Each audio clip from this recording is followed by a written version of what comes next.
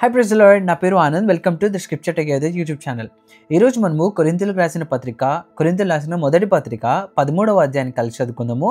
మీ దగ్గర బైబిల్స్ ఉన్నట్లయితే దయచేసి వాటిని తెరిచి చదవండి. ఒకవేళ లేనట్లయితే ఏం పర్లేదు, స్క్రీన్ మీద వాక్యం వస్తుంది, దాన్ని చూసి అయినా మీరు చదవలసిందిగా కోరుచున్నాను. ఖచ్చితంగా రోజుకి ఒక్క అధ్యాయమైనా బైబిల్ చదవాల్సిందిగా కోరుచున్నాను.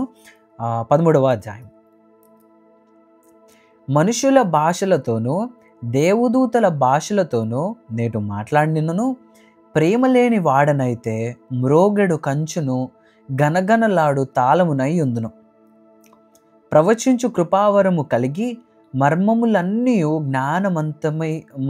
జ్ఞానమంతయు ఎరిగిన వాడనైనను కొండలను పెకిలింపగల పరిపూర్ణ విశ్వాసము గలవాడనైనను ప్రేమ లేని వాడనైతే నేను వ్యర్థుడను. బీదల పోషణ కొరకు నా ఆస్తి అంతయు ఇచ్చినను, కాల్చబడుటకు నా శరీరమును అప్పగించినను ప్రేమ లేని వాడనైతే నాకు ప్రయోజనం ఏమీ లేదు. ప్రేమ దీర్ఘకాలము సహించును, దయచూపును. ప్రేమ మత్సరపడదు, ప్రేమ డంబముగా ప్రవర్తింపదు, అది ఉప్పొంగదు, అమర్యాదగా నడువదు, స్వప్రయోజనమును విచారించుకొనదు, త్వరగా కోపపడదు, అపకారమును మనసులో ఉంచుకొనదు.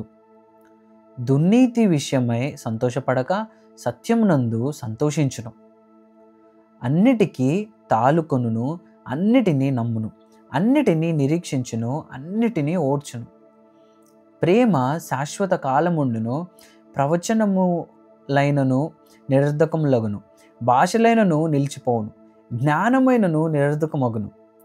మనము కొంత మట్టుకు ఎరుగుదుము, కొంత మట్టుకు ప్రవచించుచున్నాము కానీ పూర్ణమైనది వచ్చినప్పుడు పూర్ణము కానిది నిరర్ధకమగును. నేను పిల్లవాడినై ఉన్నప్పుడు పిల్లవాని వలె మాట్లాడితిని, పిల్లవాని వలె తలంచితిని, పిల్లవాని వలె యోచించితిని. ఇప్పుడు పెద్దవాడనై పిల్లవాని చేష్టలు మానివేసితిని. ఇప్పుడు అద్దంలో చూచినట్టు సూచనగా చూచుచున్నాము, అప్పుడు ముఖాముఖిగా చూతుము. ఇప్పుడు కొంత మట్టుకే ఎరిగి ఉన్నాను, అప్పుడు నేను పూర్తిగా ఎరుగబడిన ప్రకారము పూర్తిగా ఎరుగుదును. కాగా విశ్వాసము, నిరీక్షణ, ప్రేమ, ఈ మూడును నిల్చును. వీటిలో శ్రేష్టమైనది ప్రేమయే. పౌల్ గారు ఈ అధ్యాయంలో ఎంత క్లియర్గా మనకి ఎన్ని ఉన్నా, ఎంత మనము ధారాళంగా ఇచ్చేసినా, అది మనలో ప్రేమ గనక లేకపోతే అంతా వ్యర్థమని చెప్తున్నాడు. ఈనాడు సంఘాలలో అయినా, మనమైనా, మన చుట్టూ వారితో మనం ప్రవర్తించే విధానమైనా ప్రేమ కలిగి ప్రవర్తించడం అనేది యేసుక్రీస్తు చెప్పింది అదే. పౌల్ గారు కూడా పత్రికల ద్వారా చెప్తున్నది కూడా అదే.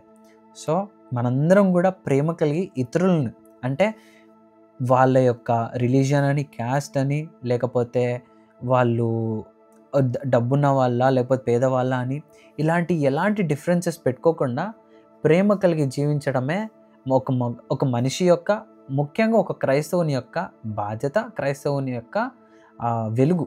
అదే దేవుడిచ్చిన వాక్యాన్ని దీవించును గాక. ఆమేన్.